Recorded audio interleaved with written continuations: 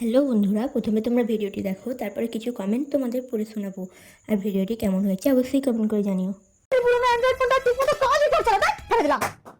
আচ্ছা, বৌমাও তো ঠিক মতো বাড়ির কাজ করে না, তাহলে বৌমাকে ফেলে দে, একটা নতুন বৌমা নিয়ে আস।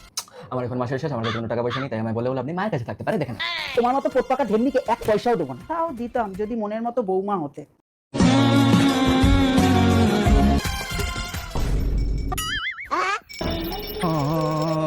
ঠাকুর পুজো না দিয়ে এখানে এসব কি করছো? আমার জন্য তো ঠাকুর আপনি মা। আপনার মতো দেবীতুল্য শাশুড়ি মা পেয়ে আমি ধন্য হয়ে গেলাম। আপনারই তো দয়া নিঃশ্বাসটুকু নিয়ে বেঁচে আছি এই পৃথিবীতে। হচ্ছে তো আপনার মনের মতো বৌমা। নাটক।